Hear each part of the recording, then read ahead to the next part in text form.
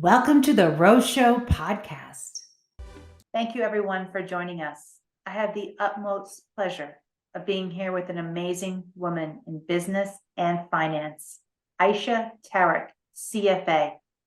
She has over 18 years of experience in the financial markets, from analyzing companies and investments to providing corporate financial advisory and structuring deals. She's focused on my favorite topics: macro, industry deep dives, and fundamental analysis. You are co-founder of TraderAid, a fantastic online financial publication about trading and investing. You have an amazing Substack. I love receiving your weekend edition. It's an excellent read. And your website is fantastic.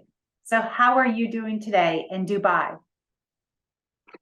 Thank you, Rosanna. Thank you for that lovely introduction. And thank you so much for having me on. It's a pleasure. I'm doing well. Actually, the weather has been quite nice here for a change. I'm sure you know Dubai gets very, very, very hot. And so, it's always pleasant when, it's slightly cooler in the winter. You should come and visit sometime. Absolutely. I'd love to come right now because we're in the 40s right here in New York. So Ooh, sunny, warm yeah. weather sounds nice. So you have an impressive pedigree. I love your tweets and your Substack, your fundamental analysis, and you're obviously a math person. Please tell us how it all began.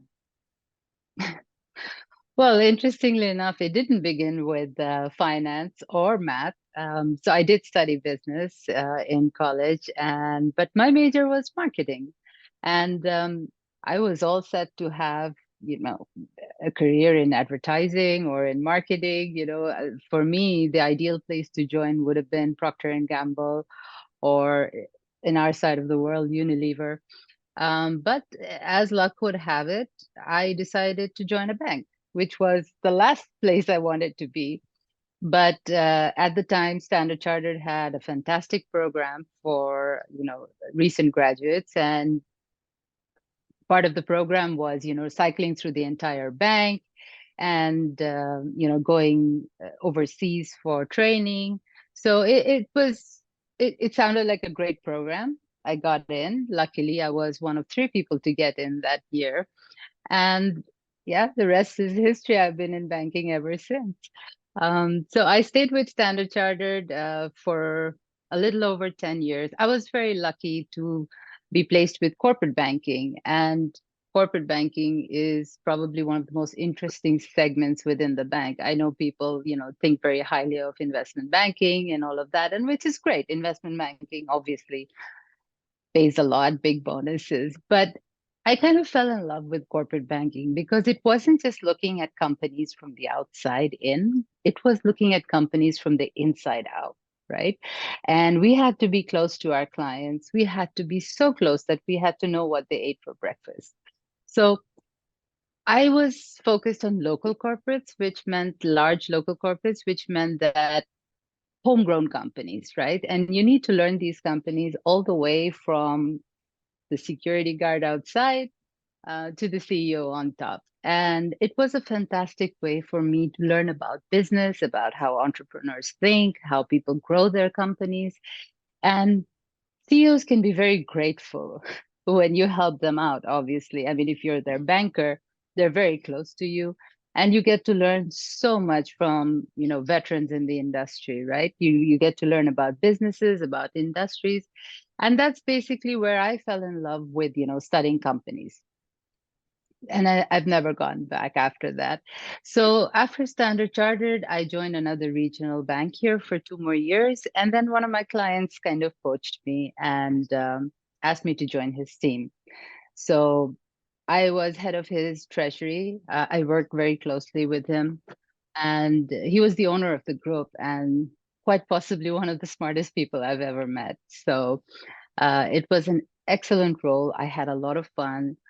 We had about, I want to say, about $1 billion of assets under management. So part of it listed equities, part of it, real estate, hospitality. And so I learned so much in that role. I mean, even though it was so further into my career, I still had so much more to learn. And it was a fantastic role, but it took a lot out of me. At the same time, I was completing my CFA also, and I was working like 16-hour days and still studying for my CFA. And that was like a big, big challenge. I was also a single mother at the time, so it was altogether very overwhelming. But when you're young, you can get through things quite well. And I put in all my effort, and somehow managed to get through. But at the end of it, I kind of felt that I haven't really seen my daughter growing up, and I decided to take a little bit of a break and start my own consulting. That was okay. I didn't do as well as I thought I would.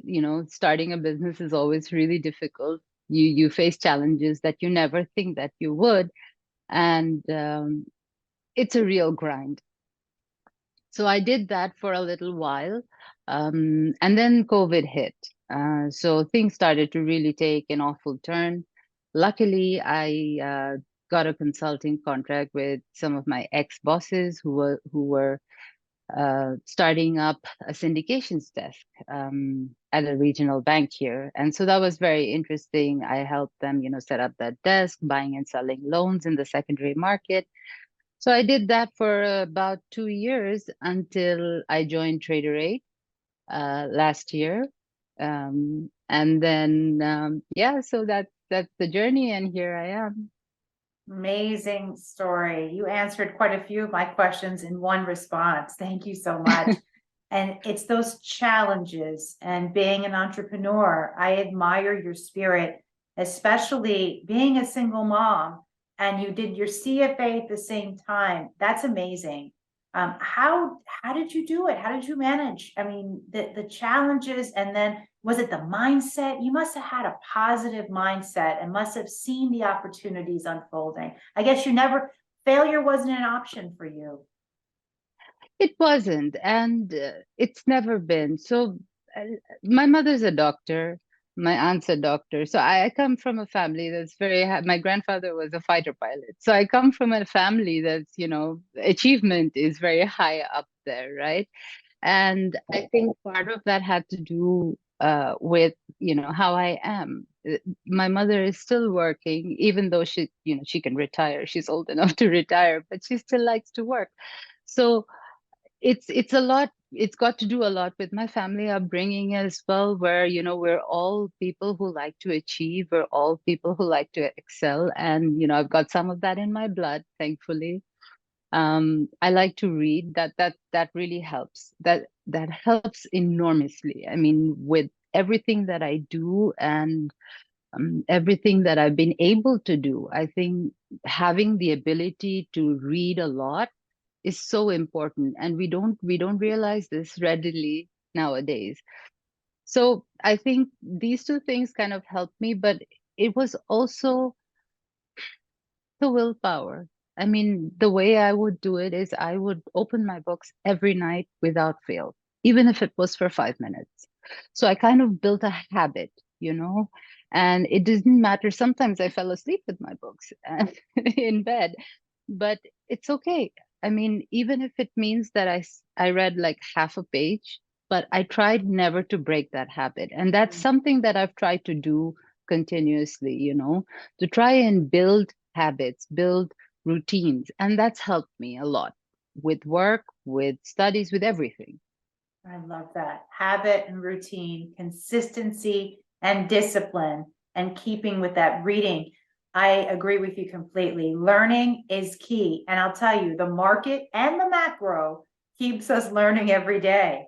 And we have so Absolutely. many moving parts. And I'd love to go right into the macro. It's a very inspiring story. Thank you so much for sharing. Thank Now, you. you're welcome. TraderAid is a fantastic publication company, and I love your Substacks, and your focus is macro fundamentals. So let's go right into the macro. Persistently elevated global inflation is a big challenge. We have rising core inflation month over month. Many people don't realize inflation is cumulative. So even if we see a deceleration, we still have persistently elevated inflation. And it affects so much. We have low growth, more debt, higher deficit spending, less liquidity, rising rates with that higher debt. It appears the market may be pricing in a 2.5, maybe 2% reduction back to that level of inflation. In my opinion, that doesn't seem likely near term. What are your thoughts on all of this? No, absolutely, and I agree with you. I think inflation is stickier than, most people expect. And I think the Fed knows this. And they've been trying to say it, yet people are not listening to what they have to say. There's a reason that they're still raising rates, and they're not signaling slowing down anytime soon. So slowing the pace of rate hikes is kind of okay because they've tightened aggressively. I don't think we've ever seen this level of aggressive tightening ever, not even in Volcker's time, by the way. I mean, the rate of change has been enormous. It's unprecedented. So I think they've gone full steam ahead in the beginning, and now they think that they can sort of bring it down to a level that is palatable because we're already up there, right? And I still think that they will go to their target of 5.25. Um, and I don't know if that's it or there's more. I hear now traders are betting, 6%.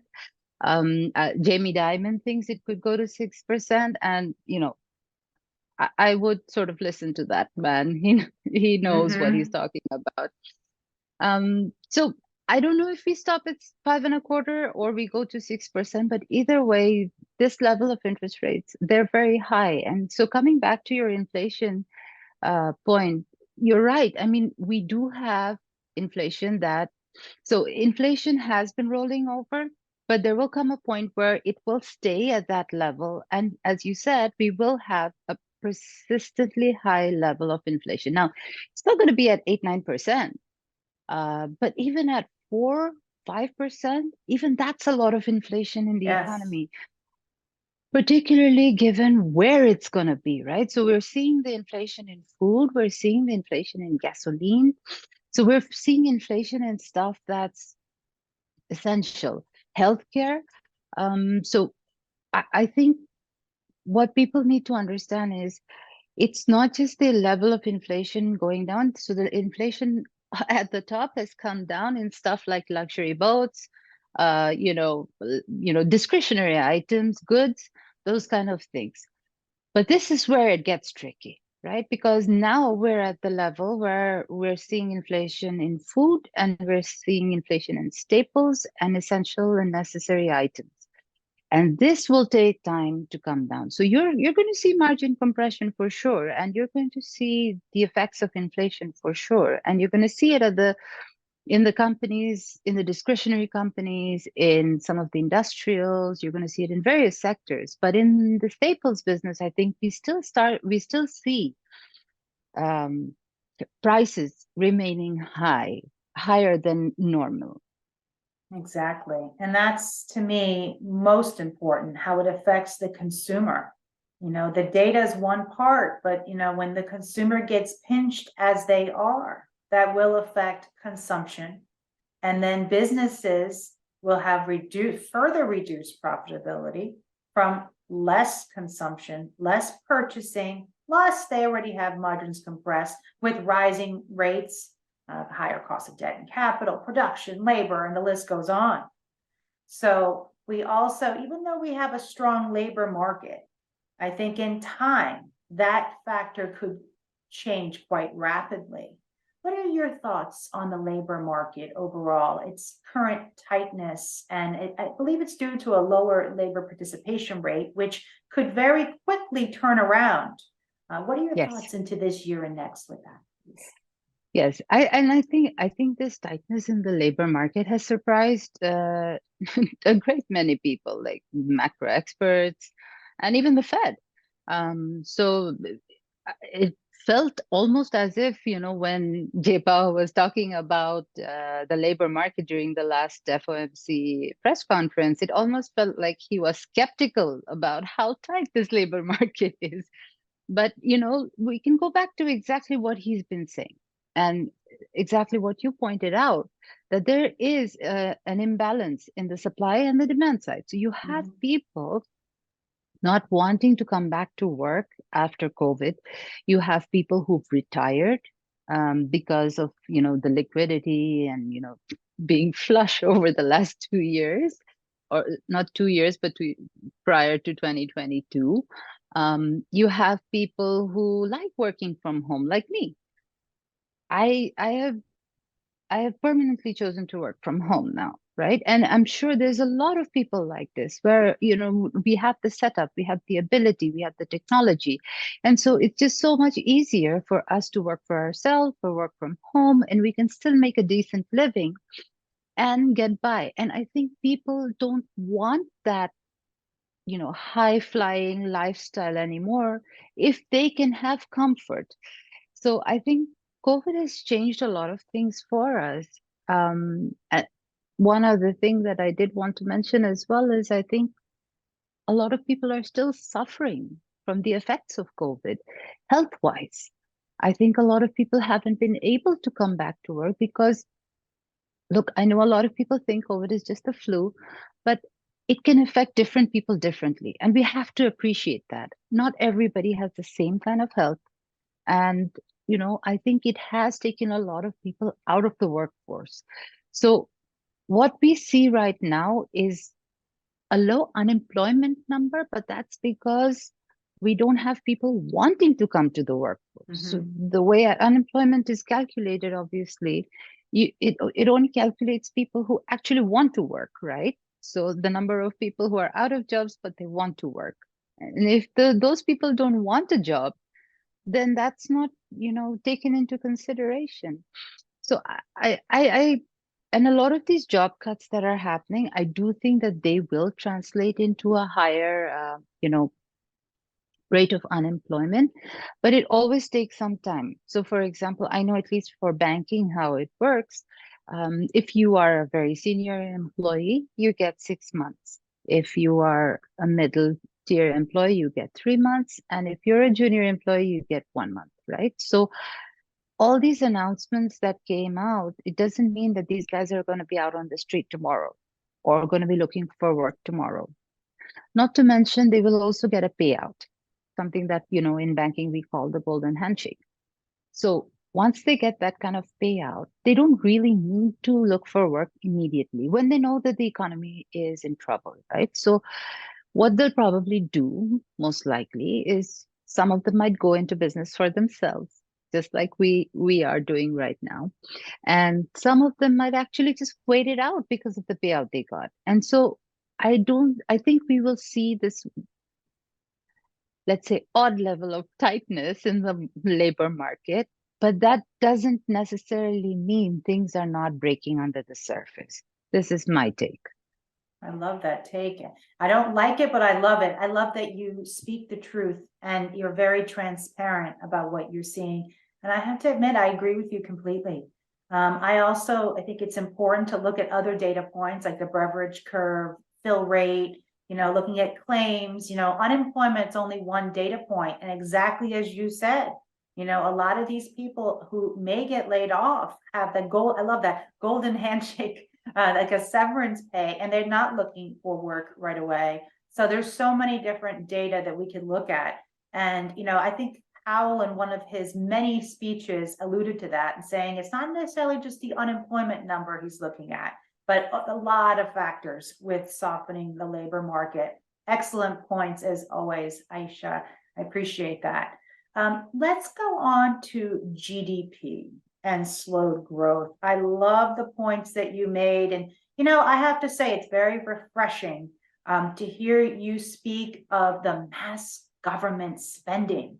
And I don't think people talk about that as much. And that's so important to mention that because that does increase inflationary pressures. And we also saw that there was a trade deficit narrowing with imports being weaker than the exports. And that's not what we want to see. And that is not a healthy pattern there. Could you please tell us about what you're seeing with GDP in the last number? Sure.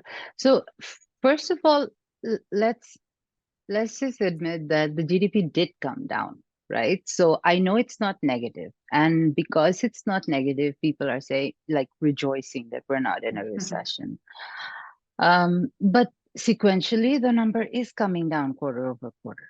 Okay, and this is important. It's important to mark this because if you look at the history of GDP, there have been changes that have been like from here, and then whoop, it falls.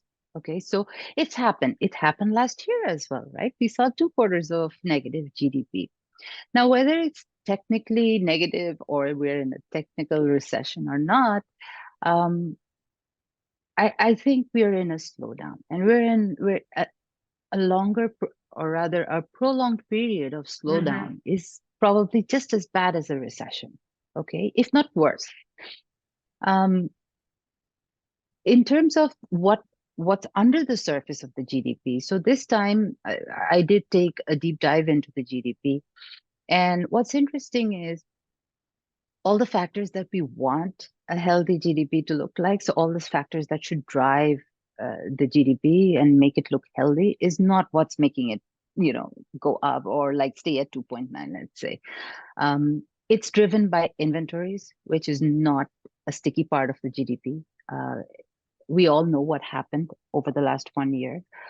Supply chain issues, people over ordered, there was too much inventory. We saw Nike, we saw Walmart, we saw everyone, complain about the inventory situation. So there's still a lot of that in the system. And believe me, there's still a lot of that in the system. So it's not just last quarter. They didn't get rid of all of it during, Christmas sales and stuff like that. There's still a lot of it in the system. And we'll see that. We'll see that in the coming quarter. We'll see that in the results. So that's one part of it. And then you have government spending, as you rightly pointed out. And we all know government spending is inflationary. It's fiscal policy. And what they're doing right now is totally contradictory to what the Fed is trying to achieve. Right. So you can't have a tightening monetary policy and expansionary fiscal policy and expect everything to be normal. It doesn't work this way. So on the one hand, these guys are like pushing up inflation. On the other hand, they're blaming the Fed, which is not fair. Yeah. And I remember, I think, maybe it was early last year, most likely, where, Jay Powell was like very annoyed with, some of the fiscal policies that, the administration was talking about. He obviously cannot say it. He can't come out and say it, but there were things that he said, and he alluded to the fact that this is not what you want to see in the economy, and they have no hand in it. So you have government spending, which is driving up GDP, and then you obviously have the export-import situation. Now you would want higher levels of export versus the change in export and import driving the GDP growth. So what we have is a very unhealthy balance. And then you have the major part of GDP, which is consumption and investment. In the consumption side, you're seeing a decline, right? So the consumption side and the investment side is being driven only by inventories, which will be coming down. It's still high, but it will be coming down, and it needs to come down. So we have a situation where the GDP is being driven by all the wrong items. And items that are not sticky, items that are not healthy. So at the end of the day, whether it's next quarter or this quarter, I don't know. But I think we're going to see a massive change in the GDP number. I agree with you. Thank you so much for that detailed explanation. I agree with you again. I wouldn't want to disagree with you. I have to say, Ayesha, you are brilliant and you are the real deal. There are a lot of people that they talk and they seem like they know what they're talking about, but you know what you're talking about. So we really value you so much. And thank you so much for being here today. I love everything you're saying. I agree that fiscal and monetary policies should be in alignment, and it appears they not necessarily are with this government mass spending, and they're real shoppers over there. They like to spend money, it seems. Central banks reduce inflation in three ways. This is how I think of it. They raise rates. We have that going on. They also reduce the quantity of money, balance sheets and credit, and the third way is cutting government spending. So we know that right there, that's not really occurring. So in my opinion, these rates should continue, even though they've slowed. It seems very likely, and it seems that necessary at this point. Higher for longer, I think they call it on Twitter. It's a hashtag now. Higher rates for longer. It's funny how people do that. I want to go into the bond market and what you're seeing going on over there. I don't like the bond market very much. Simply because, it's confusing to most people. People don't understand much of it. There are too many issues in the market. There's like government issues, there's, corporate issues, corporate different ratings, and all of that. But so my take, overall, we're seeing, and I put out a tweet earlier today to say that, the move index is coming down. So now the move index is something that, sort of shows you bond volatility in general. So when you see something like that, when you see the move index come down below 100, it's like the VIX, but it's for, bonds, right? So when you see move index coming down below 100, this means, you kind of have like the green signal to buy bonds, let's say. So that's it's not certain, but it's a general, perception that we have. And it tends to work out quite well. So what we're seeing is bond volatility settling a little bit. So let's put it that way. And that's what we can see from the move index. But we still see the curve very much inverted. And this is obviously very concerning, right? So because you have the short end of the curve, which is being driven by the Fed, and then you have the long end of the curve, which is sort of what the economy is all about, right? So you have the Fed pushing up the short end of the curve, you have the long end of the curve, muted. And we're seeing a situation where, unfortunately, we're in probably the longest inversion since I don't know how long, and maybe this is going to be the longest ever. So which is not a good sign for the economy, right? Because you want to have that curve steepen. But unfortunately, when the curve does steepen, that's when we go into a recession. So this is also something to remember, that once the curve uninverts, disinverts, I don't know, steepens. Yes, it flattens or something. Yeah. Or flattens or Yeah. steepens. So we don't want too steep a curve. We want to have a slightly steep curve. That's the ideal situation. But when this curve starts to steepen, that's when we usually go into a recession, because that means the low end is coming down, the higher end is going up. Now, in terms of corporate bonds, I think there is still a case to buy, let's say, AAA rated bonds, AA rated bonds, and stuff like that. So that's still, I think, okay, because a lot of these bigger companies, the S&P, in fact, I was looking at some of the numbers. So the interest coverage ratio is over 9 times, which is great, which means they can cover their interest really well. If you look at the bond maturities, they've been pushed out to 2026, 2027, but these are the higher rated ones usually. On the lower rated side, you still have bonds maturing 23, 24, 25, 26. So we have, bonds across the spectrum.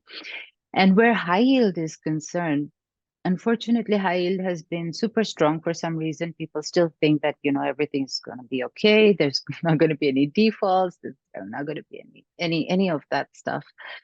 But there will be defaults and there will be credit events. Okay. So as you said, money supply coming down, and we've gone negative now. Money supply growth has gone negative. QT is very much in play. We've had a few things in the interim which has sort of kept liquidity flowing. But this is not going to last forever. And QT is going to have an effect on the economy. And so with liquidity being vacuumed out of the system, you're going to have a situation where these guys are not going to be able to pay their debt. they're not going to be able to pay their interest, the coupons on the bonds. And that's when you're going to start to see problems. We saw a little bit of it with Bed Bath and Beyond. I don't think Mm-hmm. people are paying enough attention to that situation because it's become like a joke, right? So guy goes into bankruptcy, let's buy the stock and let's make it a joke.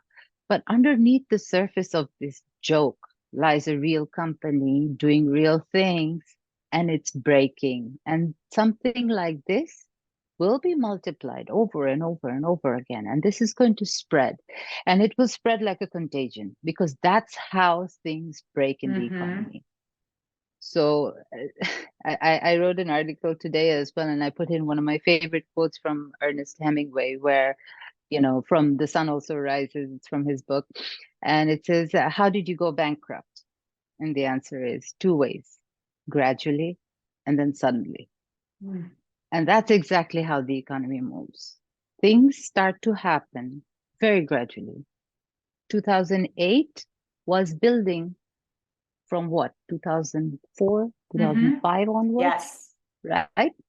Took like 3, 4 years for that to culminate to a point and then fall off a cliff. you are And so right. Exactly. and that's exactly what happened. So everybody, and it's just when you think things are going to be okay, they're not. Last year we saw almost no bankruptcies. We were in a bear market and we saw almost no bankruptcies. And this year we're already seeing 2 or 3, and it's just January. Okay, we're in February, sorry. Mm-hmm. But yes, it's the beginning So of the year. Mm. yeah, so I think where bonds are concerned, I think there's still a case to be made for, highly rated, AAA rated, AA rated Mm-hmm. bonds. But, anything lower than that, I don't think that's a good idea. I definitely don't think high yield or Mm-hmm. HYG, junk, whatever you want to call Yes. them. I definitely don't think that's a good place to be.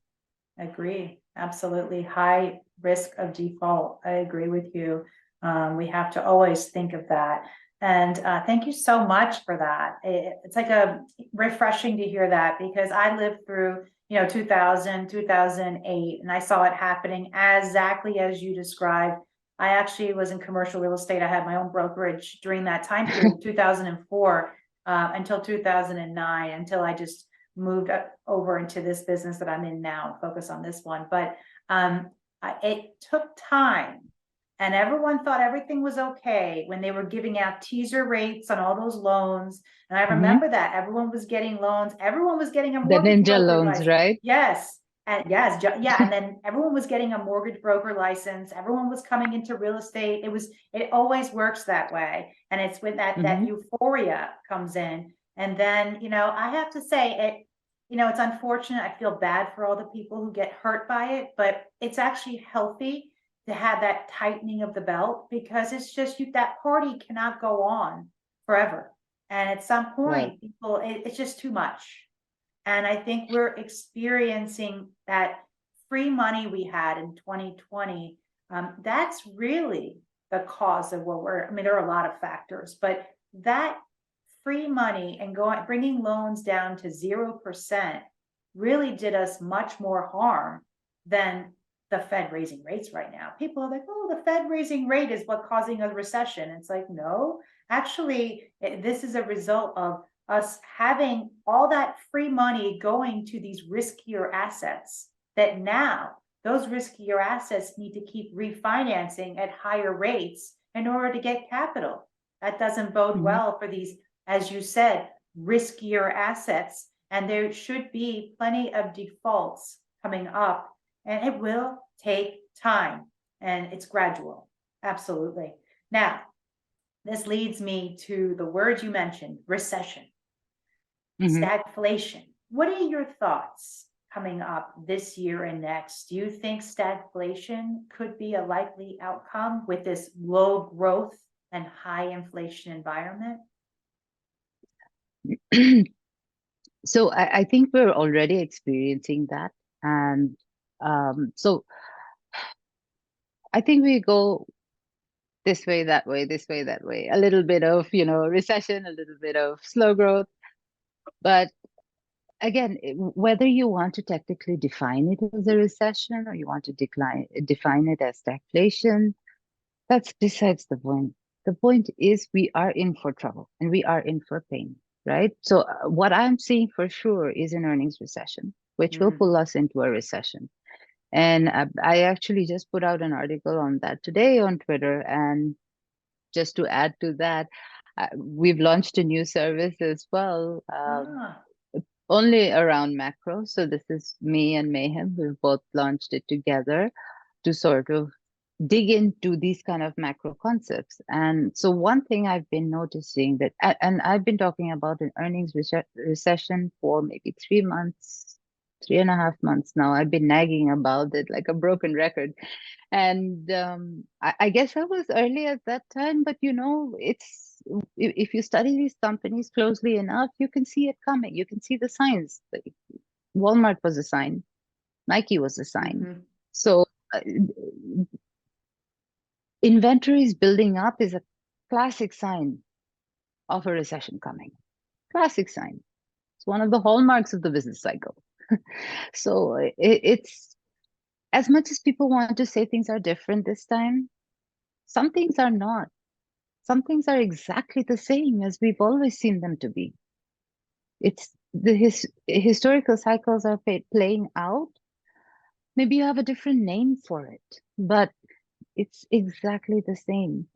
And so I think this earnings recession is going to pull us into a recession. And whether you want to technically dip below the zero mark and call it an actual recession or not, we're going to go to that level, to the zero level. Well, maybe you'll be like 0.1. I don't know. But it's going to be very, very low. And as I said to begin with, whether it's a recession or it's a prolonged period of low growth is more harmful to the economy, because it's just going to be a slow grinding pain for a long time. And that's not what we want. No.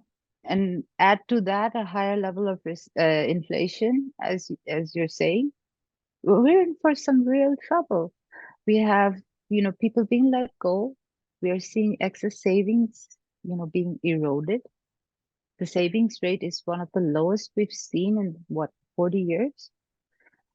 It's not a good situation, and the consumer is strong. The consumer is strong. The one mantra we've been hearing for the last 1 year, that's gonna go. JP Morgan is cutting their mortgage department today. And you'll notice this earnings, they didn't pound the table saying the consumer is strong. They're taking more provisions. Every card company, every lending company, every bank, almost every financial institution, they're increasing their provisions. Ally, credit acceptance, the auto lenders, home lenders, provisions are just increasing. And just because they beat their EPS, just because they beat on revenues, people think it's okay. It's not okay. No. Cutting jobs, people think that companies are cutting costs because they're cutting jobs. Sure, the company's cutting costs. Who's going to buy the company's stuff if people are out of a job? Exactly. I mean, consumption has to come from somewhere. Yes. As people are out of work, how are they going to be buying and how are they going to be shoppers? It's obvious it's going to be a loop in the other direction. And there's going to be less consumption and less need for workers, and it's going to continue in a spiral. Absolutely. Yes. Absolutely. I agree with you completely. I believe that earnings recession is upon us. And, there's only so much of a mirage or a show that they can create by lowering the earnings expectations, coming out and beating them on these lower numbers. But if you look at these numbers, they don't look good at all. Look at the big tech. We saw Amazon, Apple. I think it was Apple the first time in 7 years or 5? It was a long time since 11 years, I think. 11 years, something crazy like that they missed the way they did. And they missed on everything. Yes. every metric. Yes. And guidance was not that great either.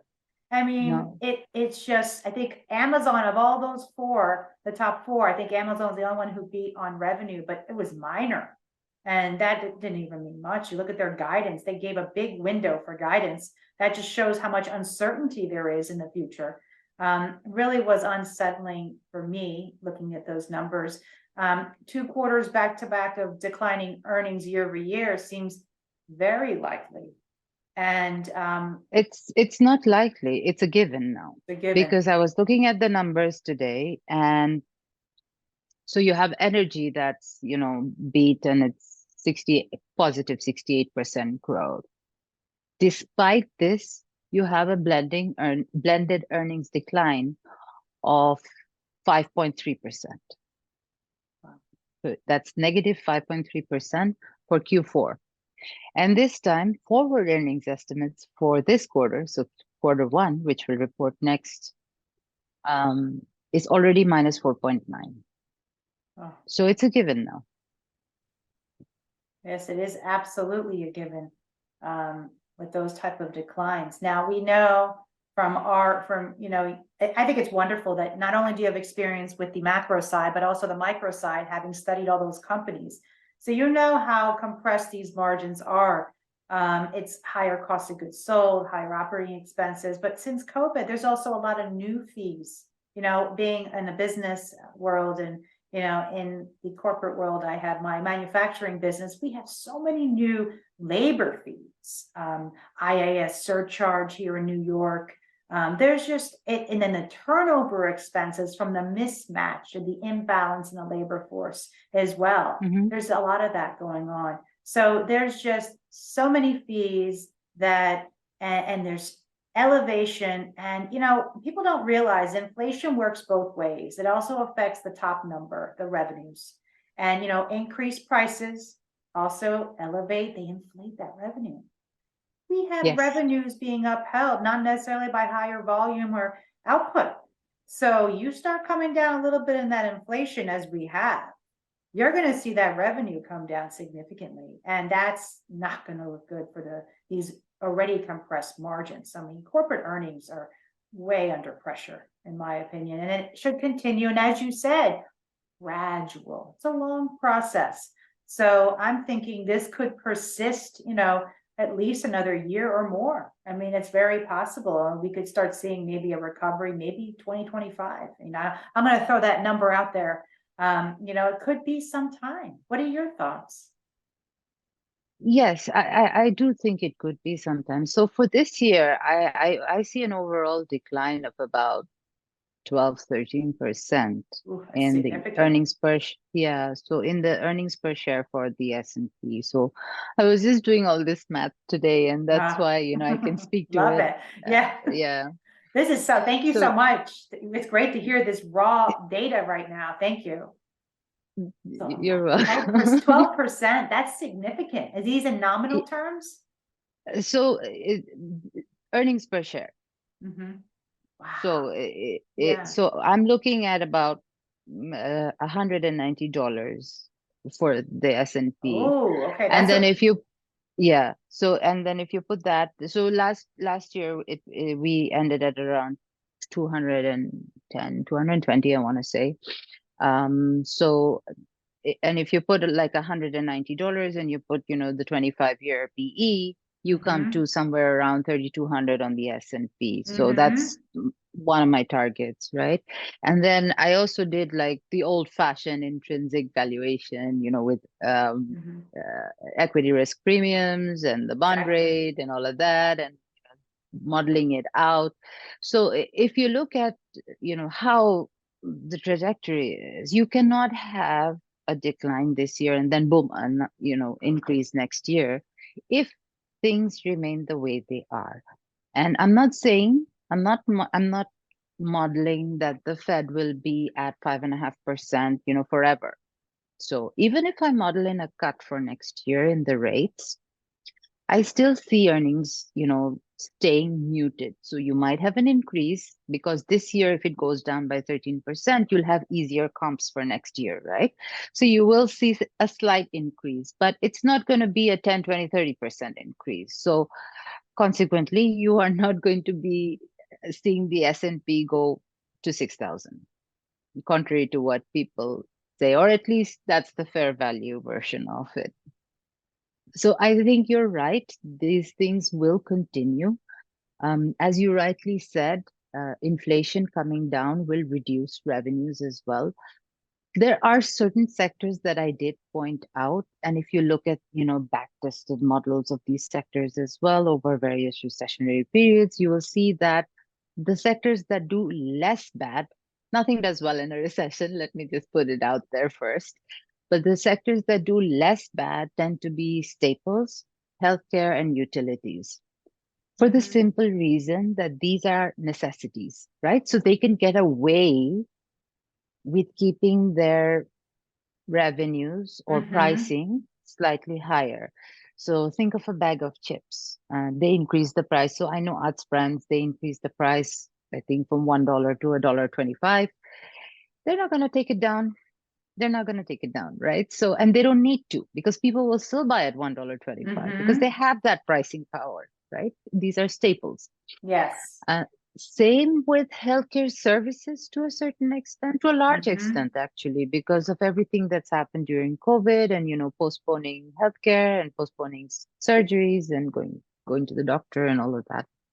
So you have healthcare having that tailwind, and utilities again is somewhat of essential services, right? So this is why these three sectors do less bad, because you have your input costs coming down, but they can still maintain the stickiness and prices. And that's where the stickiness in inflation will come from. The stickiness we just discussed towards the beginning. Yes. This is where the stickiness stays. So when we see this breaking, then we'll see consumer staples and all of these also break. And they will break towards the end of the recessionary period. But for now, I think they do less bad in the cycle, and then gradually you'll see everyone go down. So that's my view of how it works. Yes, you have a very sound view. I agree with your view, absolutely. And I'm so grateful you brought up the equity risk premium. I've been wanting to speak about that. First of all, I also tweet and I write about these essential industries, these sectors. They're inelastic, they're necessities, they're things that they can command their price regardless. It's like, and when I studied economics many years ago, it was always like they always use milk as this is something that's inelastic, and that was always the classic example. Nowadays, like a bag of chips, like you said, staples, healthcare, utilities, absolutely, and those will be less affected. But eventually, it's like like you said, it's just like a domino effect. Everything just gradually, it all, I always say the bear market, nothing escapes the black hole and a bear market. So it's everything gets affected eventually, because at some point the consumer has less money. There's student loan forbearances are coming up here, they're ending. We have benefits ending from COVID here in the US. We have a lot of bills that are going to be coming due this year. So that's another thing we need to add to the consumers' bills. So when you have more bills due, benefits being reduced, plus people getting laid off, there are a lot of potential tailwinds coming. I always get the two mixed up. Headwinds, something's coming up that's not good. So how about that one? Headwinds. But yeah, that's it. Tailwinds. I was right then. Okay. So equity risk premium. Here's how I see it. Risk, and I've been talking about this extensively. Risk-free rates, especially like the 3-month treasuries. That's what I've been utilizing for the most money for liquidity. I always like, short term, 4 weeks. They're about 4.5% right now. When we look at rates that high, and then we see, let's say the equity risk premium, we look at the 10-year tips and we compare that with the earnings yield of SPX or NASDAQ. NASDAQ and SPX is very expensive. And then You see that valuations and price need to come down significantly otherwise. And exactly as you mentioned, now with an earnings of $190, I think the last I saw, people are trying to say 220, 200, now at 190, we're looking at a low 3,200. That makes sense. I mean, I just don't see how it can be sustainable. I know they said the market can remain irrational, but fundamentally, it just doesn't make sense. Why is the market running right now? Is this another irrational bear market rally in your opinion? What's going on that people are taking on this risk at such a high price? So some of it is the bear market rally, and it is that irrational exuberance. There is exhaustion from, selling. But I don't think this bear market rally is, very, it is slightly different to the previous ones that we've seen, right? So the previous ones were driven more by exhaustion, more by, narratives. But this one is, started with the short covering, and then there's this new thing in the market, which is, your zero dated options. And obviously, the zero dated options were not a thing in previous bear markets. And, it's fun playing with these things. You don't have to carry them overnight on your books. You don't have to carry the margin overnight on your books. And they're just an easy way to make money. So I, we've been having this discussion within us in Trader 8 as well. And my theory around this is that, portfolio managers and most people in the world are long only, right? They're not short. So the long short portfolio are very few and far between. Most of the world run long only portfolios. So what happens in that situation is last year, a lot of people were caught off guard, and they were caught, with large amounts of losses. So if you look at these losses, in the trading departments, in the banks and various other places, so there is obviously a lot of data out there. Then you know that what we experienced last year, people were not thinking it would get that bad, and it did, right? Because it didn't follow or rather, there was no earnings recession to pull it all down. So it was like very odd, and it was like a crazy bear market. And I think a lot of people were caught off guard. Not to mention, don't forget, a lot of these portfolio managers have not really seen a bear market in their life. Or if they have, maybe just one, right? So, for example, even me, I've seen one proper bear market, which was 2008. I was far too young in 2000, 2001. I mean, I studied them extensively because that's my job. But other than that, but not everybody does that kind of study. Not everybody does that kind of research, right? So a lot of these guys who are, 30, 31, they're not, they haven't experienced 2008 to its fullest, right? Mm-hmm.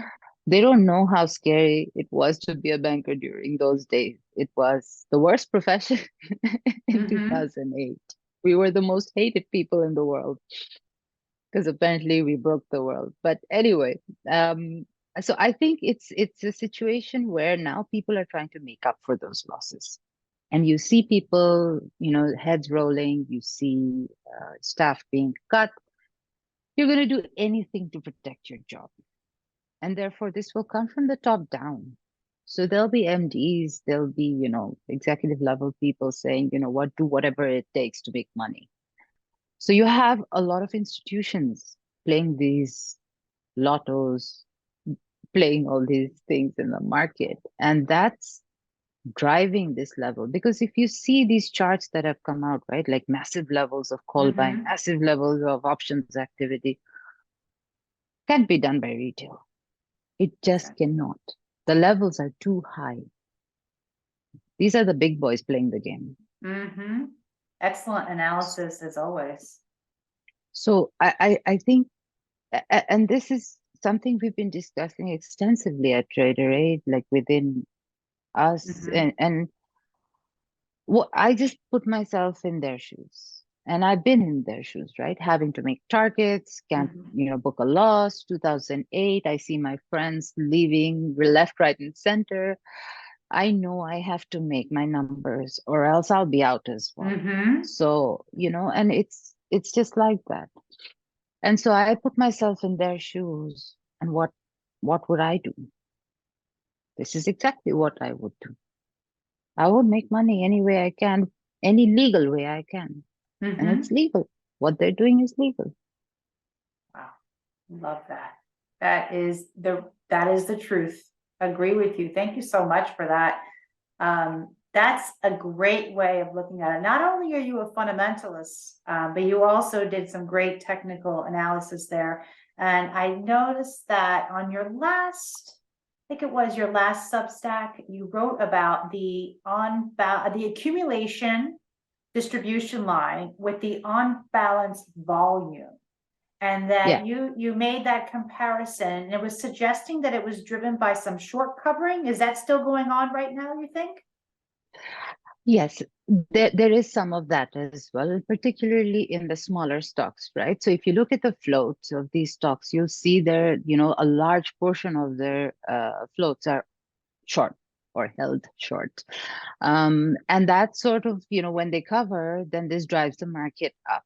And one way to look at that, and this obviously I learned from some great people on stockcharts.com. They have a wonderful website. They have a lot of stuff on technical analysis. And, it's a great place to learn about technicals because my life has been devoted to macro and fundamentals. Mhm. So I have to read and learn. And so these guys, they put out like a great article about, the difference between accumulation distribution and on balance volume. So on balance on balance volume is kind of, it's cumulative, whereas, accumulation distribution, the way the calculation is done, it's more within the day kind of thing, right? So you Mhm. you do see both of them signify levels of buying, but accumulation distribution will show you more buying during the day. So if you see a high accumulation distribution, you know that people, there's a lot of buying volume in the day, but then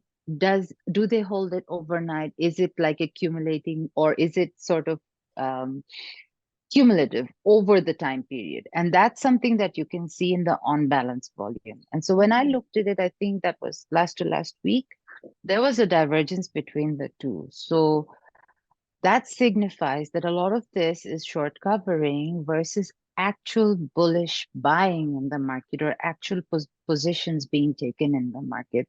So it's more trading, more short covering, short term plays, instead of people actually investing and taking longer term positions.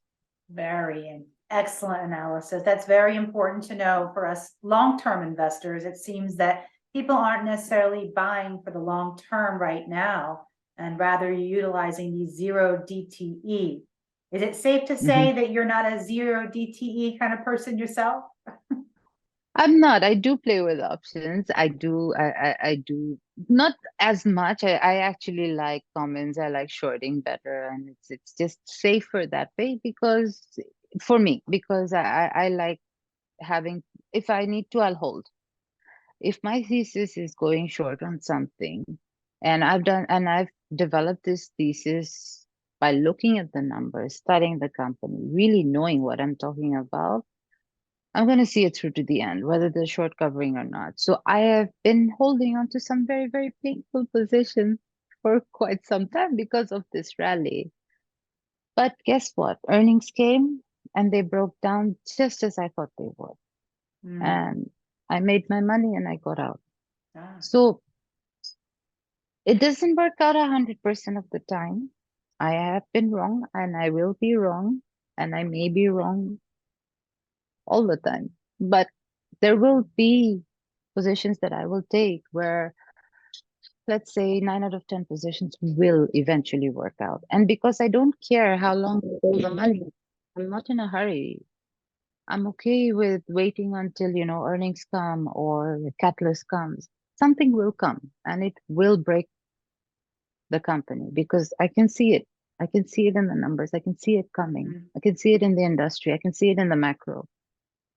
It won't be immediate, but that's okay. I mean, it's Mhm. better for me. I can sleep at night. I don't have to worry about the positions. Absolutely. Sleeping at night is very important. I agree. So, what are you doing these days regarding trading, investing? If you don't mind me asking, what type of style? You mentioned options. I also trade options and spreads and various different strategies.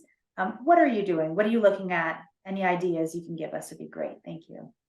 Sure. So I run a long short portfolio for sure. And right now I am still net short. I have positions that, give me a cover of being net short because I do think this market is going down. And if I'm wrong, then I'm wrong on a lot of things. It's not just, Mhm. my position.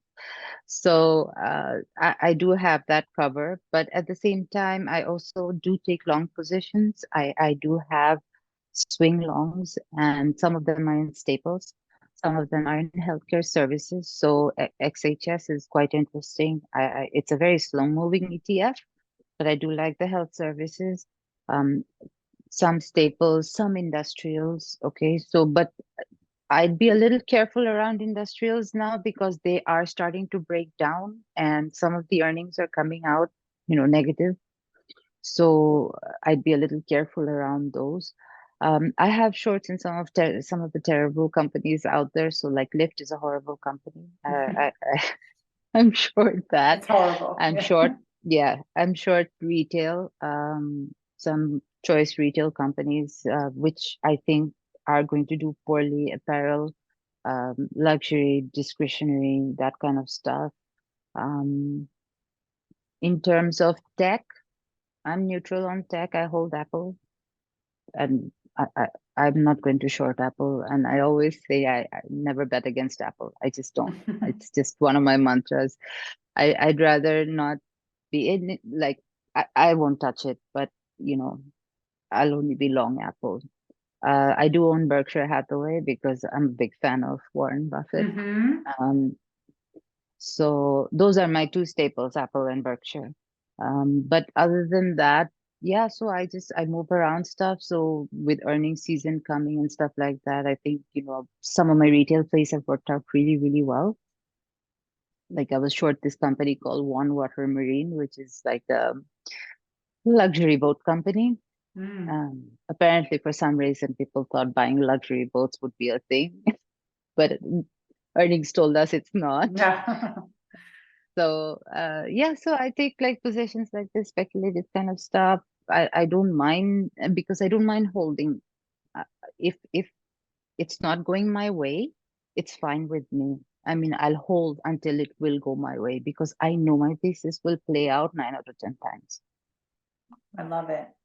Well, I'd love to talk to you about fundamentals. I tweet often, fundamentals matter. Because we love math and I love going deep dive on companies. I think it's fun. I enjoy it, the 10Ks, the 10Qs and everything, and the books and records. And we'll just touch upon the fundamentals. I think it's still a select stock market, and I'm actually welcoming that fundamentals matter more than they did in the past few years. So it seems to be more of a fair playing field now, because I think that companies that keep their PEs low, and I look much more beyond that number, but that have increasing margins, higher free cash flow yields, margins, increasing margins, increasing earnings per share, they should be rewarded. So it's nice, it's refreshing to see that. So I look at guidance because everything's about forward. We make investments based on forward expectations. So raising guidance is very important. But because we're shareholders, it's always about the per share. So always look at free cash flow per share, increasing earnings per share. Oh, EV over revenues. I like that figure over just the market caps, because cash is so important nowadays. And debt, with the people don't seem to realize, it's you go from rates of like 1% to like now what, 4 or 5, who knows where we're going to end up at. It's significant, on companies' bottom lines. So, and It is. that will be, yeah, it will take time, maybe 3, 6, 9 months down the road, maybe even longer, but that will affect those earnings per share, those margins. So I look at all that, and I love talking stocks. So this is fun stuff. ETFs are great too, but I also am in healthcare, biotech, select ones. I think those are essential industries. And tech, and I love cybersecurity. Palo Alto, I'm sure you admire that last earnings report with their free cash flow. Wasn't that beautiful? I love seeing the cash there. I think they're a top in that sector. I mean, I also think cybersecurity is becoming like a staple industry as a subsector of tech because of the remote workers. And I think that just seeing my company and how we have remote workers and cybersecurities are like top concern because we have data sensitive information from customers. We also have our own internals that need to be shared across, the internet. So cybersecurity is very important to us. And so that's a sector that I find important. And then, of course, the medical, like I said, semis have been running lately. LGA, LGM, there's ACLS. I love On. I think they had great numbers as well. So I am bullish on those and I'm riding the wave over there. Who knows when they pull the plug on this rally and when things will change, but we got to keep our finger on the trigger. But I always say, like in real estate, you always say it's about when you buy, it's about what your price it when you buy. You make your money when you buy. So it's very important, your cost basis. And when people ask, like, what's your stop loss on end phase or something like that? I'm just like, well, I entered in July 2020. So my thinking there is a lot different than if you entered now. So it's like, when you hold long term, it depends on when you buy. If you buy right, like for you with Apple, I'm sure you didn't buy recently. So it's a long hold for you. And that's I think the iPhone is like a staple at this point. Everyone needs an iPhone, and that Apple is everything. It's the Apple universe. That's a great company. SMCI is another company. They had a short report recently, but I got in very low, and they had beautiful earnings. Their recent earnings weren't as beautiful as the other ones, but it's okay. It doesn't have to always be in a linear path. They go up and down a little bit, but still. What I look for, if you can have a company that's increasing or at least maintaining margins during these tightened liquidity times, that's always a good sign.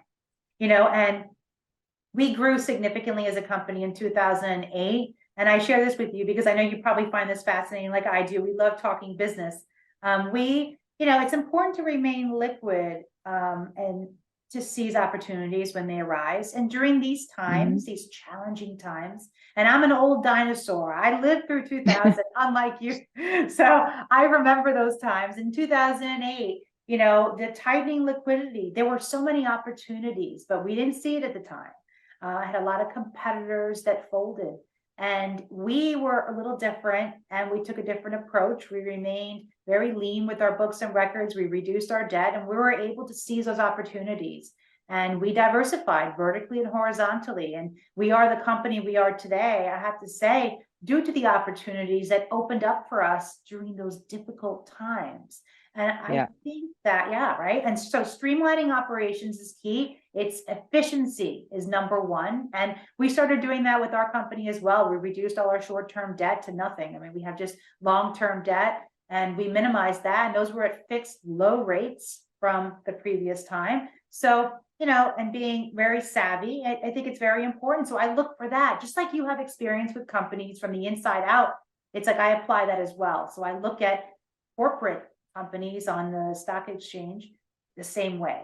Are they doing the same type of pattern for sustainability? Are they applying innovation for the future? So there's all those interesting things to look at. So so this is exciting time. So let's talk about asset classes. I love talking about asset classes and diversification.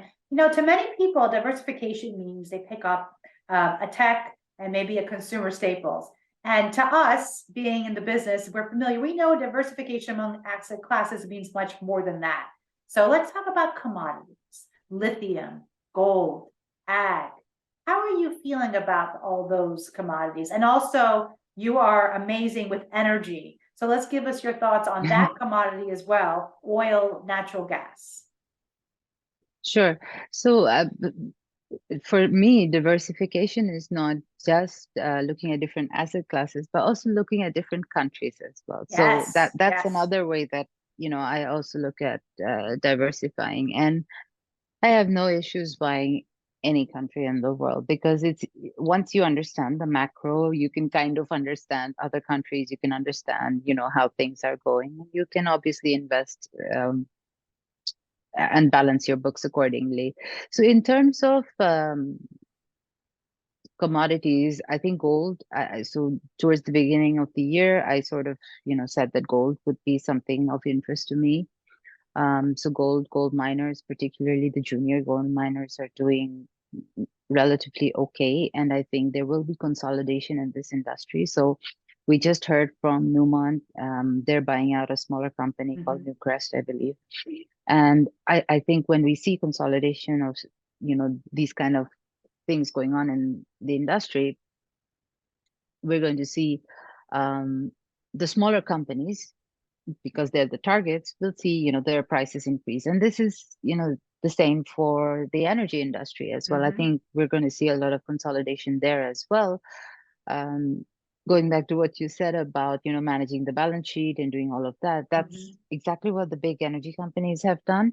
They've actually paid down their debt with the cash. So they've returned a lot of the cash to the shareholders, or are still in the process of returning, and they've increased their buyback authorization. But at the same time, they've also paid down a lot of their debt. So, now they're in a position where if they need to, they can take out more debt and sort of do more mergers and acquisitions.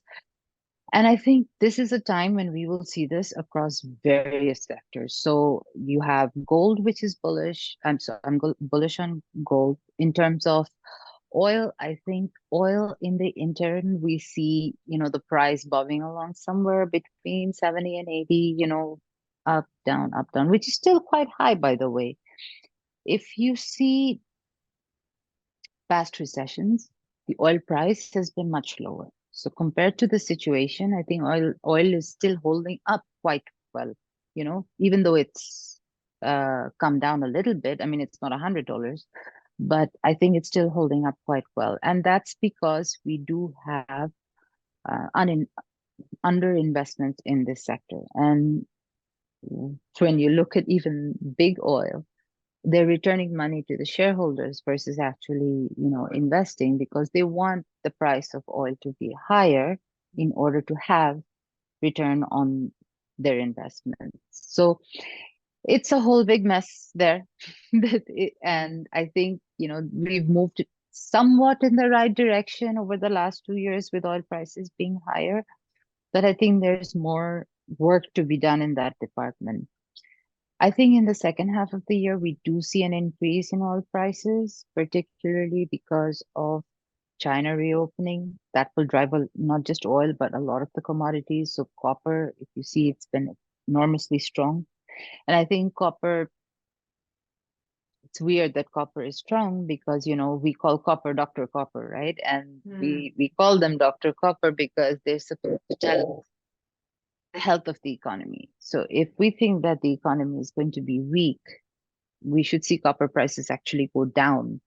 Whereas now we're seeing copper prices actually go up. And I think much of that is being driven by China's reopening.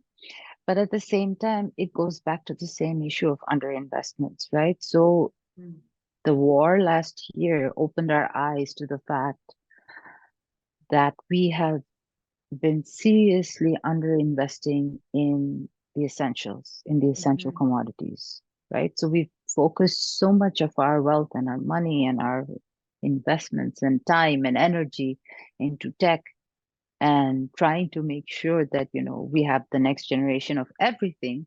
We forgot what goes into making these things. We forgot what goes into making our buildings, what goes into making our, wiring, all of that. So there hasn't been enough mining, there hasn't been enough investments there. And unless you have high commodity prices, it doesn't make sense to mine. Okay, so because miners have to cover their costs. So unless you have prevailing prices that are higher, they're not going to do it. And then therefore, there's no plowing back of investment. So, those retained earnings don't get done, nothing gets done. And it's just like a cycle of death. It's a death spiral. So I think there's a serious problem where commodities are concerned, like a longer range problem, not just for now. And last year was an eye opener for all of us. So we do need to invest more. Right now, I think we see a very odd situation where commodity prices are low, high, low, high. They're trying to make up their minds. But I think as China starts to reopen, and China's reopening will mean growth for a lot of that side of the world, by the way. So I think that will also fuel some of the inflation in commodities, in products, in a lot of things. I won't be surprised if this is yet another reason why the Fed is not talking about slowing down or not talking about cutting rates, because they do monitor what's happening over there, right? Mm-hmm. Contrary to what people want to think, these guys are not just talking heads. They are advised by somewhat intelligent people who know Exactly. economics, right? Agree. Um, and Chair Powell was a banker himself. I think he understands a lot of these things that are going on. Obviously, I mean, people make jokes, I know, but I think, they know exactly what's happening. The thing is, they're not a company. They can't make that drastic decisions, right? So they have one of the most difficult jobs in the world. If you ask me, I think that uh, Jay Powell is the most important man in the world. That Wow. position is the most important position in the world, the Fed chair. They break economies, they make economies, right? What that guy does, what they decide, that committee, it has repercussions all over the world. So it's not an easy job. And I think everybody seems to think that they can do a better job than the Fed. I don't think they'll last a day. Agree. I would not want that job. Nope. You couldn't pay me enough right now to No to Fed take that chair. job. No Fed chair for you, right? Me either. No. I think you make So a valuable point there. I love it. I'm so sorry, I continue. think Yeah. yeah, no, so I think we need to appreciate that, they're doing the best they can. Maybe Mm-hmm. they're making a mistake, maybe they're not, but I think the way they're looking at, commodity inflation coming back, I think it's a very valid concern. And I think it's something for us to take note of, particularly for the second half of the year. But that will also depend on what happens right now. So Mm-hmm. this year, my mantra has been to be, take it one step at a time. It's not a normal bear market. It's not a normal, economic decline situation. I mean, so we are going through that part of the curve of the business cycle, but it's not normal. A lot of things are like the past. Yes, a lot of things are exactly like the past, but they're playing out in different ways. So I think we need to be a little conscious of that. Wonderful. Thank you so much for that. You brought up many excellent points, and I want to back up and go to your emerging markets comment. May Mhm. I ask, which markets are you looking at and do you have interest in? Thank you. So for now, I think China is a good story to look at. I mean, I know I'd looked at them maybe about a year or a little more than a year ago. But the thing is, China has always been a little bit of a wild card. So it's a little difficult to look at China and say like, okay, everything's going to be gung ho this time. But I think this time they're serious about their opening, and I think they're serious about putting in policies that are going to help grow the economy, because they've taken a serious hit to their economy. And so I think there is some exposure there that we could look at. And I would be looking particularly at sort of services, the services sector, because I don't think their manufacturing has come back just yet. And even getting exposure to that kind of manufacturing is a little difficult. So I am looking into their restaurant industry, some of their shopping. So there's like various shopping companies and things like that, so things that people will spend on, right? Because they've got a lot of pent up savings, a lot of pent up demand. So I'd like to look at things that the consumer is going to spend on right now, the Chinese consumer is going to spend on, because they're going to spend at home. they're not readily going to be spending outside. Travel is also something else to look at. That's an interesting way to get exposure. Some of the casinos, MGM did very well. I think Wynn also has like a massive setup in China, so some of that is going to be interesting. So yeah, so there's various ways to look at China and not just by Alibaba. That's what I'm trying to say. Or K-Web or FXI. There's other ways. I love that. You can play it many different ways. Are there any other countries that you look at? I read recently in Bloomberg, they said that India is going to be the next one to really grow significantly, and there could be opportunities there. And of course, they always talk about South America, but now I just read that Brazil might be experiencing a zero growth this next year, maybe up to 1%, but doesn't look so good there as well. But any of those of interest to you? So I think Brazil is still facing some issues, and it's because they have some political, unrest going on over there. I think it's still a scary market to touch.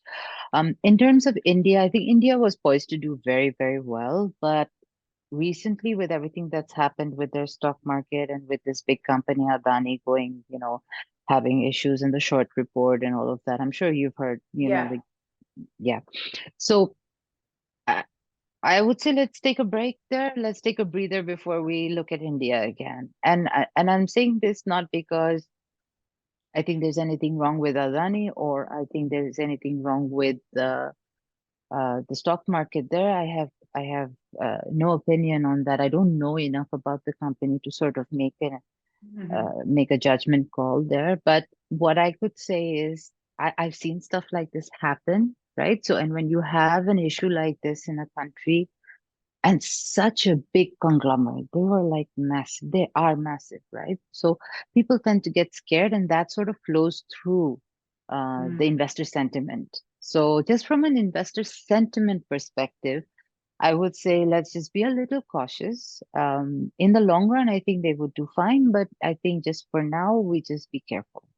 Perfect. Thank you so much for that. We value your very experienced opinion there. I want to go back to what you look for in companies. We'll go back to the 64. We'll talk about equities. When you look to go long term, what type of things do you look at as signals for opportunities? So with me, I have like a very boring, long process. So because I was in corporate banking and my job was sort of really, really studying these companies to make sure they pay us back. I mean, I'm lending tens and 20, 30, 40, $100 billion to these companies, right? So we have to be very, very sure that we know what we're talking about when we look at these companies. So my perspective comes from the point of risk. And I think this is why I'm a little bit more cautious than most people, because risk manage first and then look at going, super bullish. Let's put it that way. So I do approach it from a top-down model. So I'll look at, the macro, I'll look at the industry, and then I will look at the company. I will not look at the chart until I finish all this work. So which is very odd. Most people look at the price chart to begin with. I don't. There's been plenty of times when I've read like, 2-3 years of financials and I haven't even looked at the price chart. And that's because I don't want to be, biased or, influenced by the price action. I will eventually look at the price action to understand where to buy, maybe what level to buy at, but that will not be my first preference. And so my process is sometimes a little tedious because I will look for signs that this company will break or will not do well. And that will sort of give me an indication of whether these risks can be mitigated, the company is working on them, and if they are, then that's someone I would invest in. So it's a little bit of an opposite kind of situation, and it's simply because of my background in corporate banking. I love that. Coming from that perspective makes a lot of sense, in my opinion. You're basically coming from the perspective that they will break. There is going to be things that happen, and you want to see the ones that have less of a chance of breaking and having those issues arise. So I love that. You're very classical with your perspective, and I think risk is so important, and I think it's a mindset. Risk management is not just a stop loss; it's a whole mindset. And I always utilize cost benefit analysis, expected value, CAPM, Sharpe ratio, because everything is about risk adjusted returns. And that's what, like we talked about earlier, the risk free rate being about 4.5%, that's significant. And when you have a rate that's, risk free, the treasuries guaranteed by the government, you really need to be paying a good price to take on risk. And so that's why, we were saying the earnings yield, the equity risk premiums and all that, it was very expensive. And with your calculation, SPX looks like it's going to come down significantly. And that makes sense fundamentally, as we discussed. So thank you so much for that. We're going to go right into risk before we wrap up. And I just like to know, you've already discussed it, but what type of strategies or mindset do you utilize? And what type of mindset you seem to have a very anti-fragile, I call it, mindset that very resilient, and we admire that. You are an empowered woman and a true inspiration for all. Please share with us your mindset and your risk management, as they all seem to be coming together. So as I said, I look for risk before I look for reward, right? So that's, for me, if you look at the risks first, and this is not coming from a place of, negativity or, pessimism. I'm a very optimistic person. So when people call me, sometimes they call me a perma bear on Twitter. It's really funny because I'm not. I'm actually just looking for the worst so I can weed them out and find good stuff to buy. So for me, it's more like, if a company can manage their risks well, then this company is going to last, right? So that they can go through several cycles, they can make it. And that's what I want to see. What, Warren Buffett calls a moat or staying power. Yeah, it's exactly that by a different name.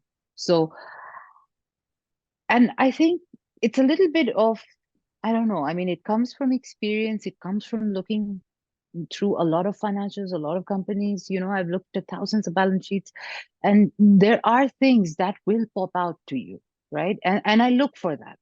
I look for, what sort of has my senses, tingling. What sort of tells me that there's a red flag here. So I look for the red flags, and then I look for what they're doing with the red flags. So that's how I sort of manage my risk. In terms of, my portfolio, what I try to do is never ever take excessive risk. I always have a buffer. I always have cash. And I don't take excessive leverage. I even if I do use options, I use spreads quite a lot to limit my upside and downside. But for me, it's all about managing risk, because the way I see it, I have worked my entire life for this money. And it's been quite a journey. I've worked 15, 16 hours a day for this money. And I'm not going to throw it all away on a stupid bet. So everything I do is, in terms of longevity. So I want to make this last as long as I can. And there's no fun in burning out, right? I mean, if you're going to blow all your capital, you're going to blow all your money on a couple of trades, then you're done. And it's a hard, so you want to make this process last as long as possible. And therefore, there's no harm in taking smaller positions. There's no harm in taking smaller profits. The smaller profits eventually add up. So when it comes to investing, I don't think you need to go big or go home. You're not Warren Buffett. None of us are. He's got a knack for investing. He's got something special. It's not just that, he claims to say that, he studies all day and that's why he's, no, some people are gifted and he is gifted. So there are gifted investors out there. There are people who can see things. I know I can see risks, so just like that, I know these people can see investments. They can see things that we don't see.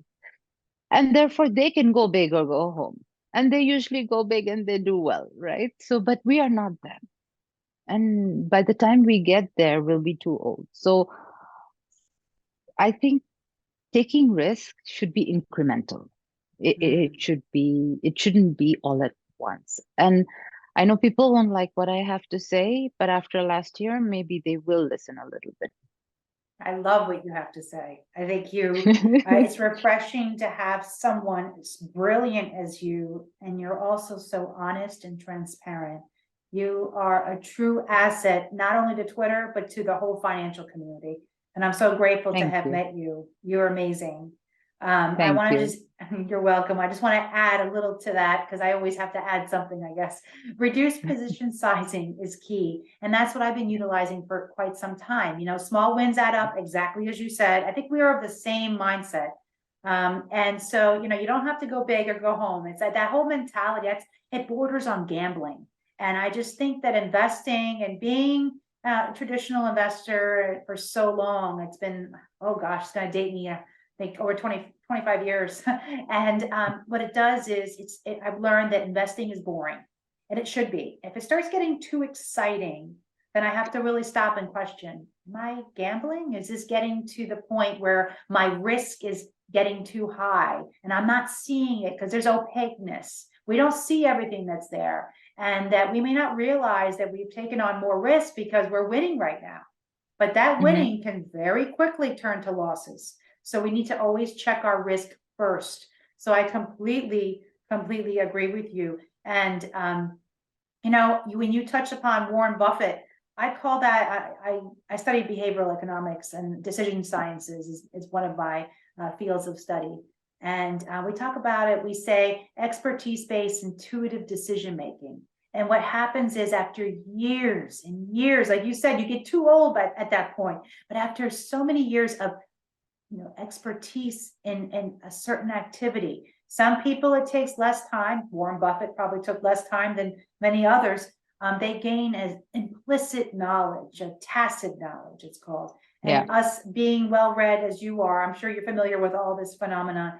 And that's what happens. They sort of feel, they can see things that others do not see. Just like you see in risk, you can spot risk right away when others don't see it. So it's an interesting, fascinating phenomenon. I read a lot about it. It's kind of like what the layman says, trusting your gut. Right? Yes. And that comes from experience. It comes from years and years of looking at things and, time and effort and hours put in. So, and it's important. And that's why it's still important to do that study. I mean, even if you have people like us telling you what to do or what to look at, learn from that. I mean, I think any day I don't learn is a day wasted.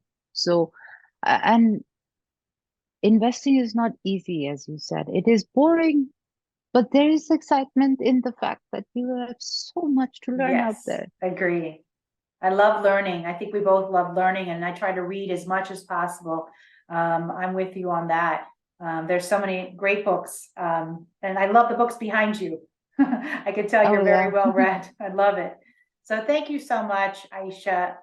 Please, I want you to share with us all the sites that our listeners can stay in touch with you. And please tell us about the valuable services you offer.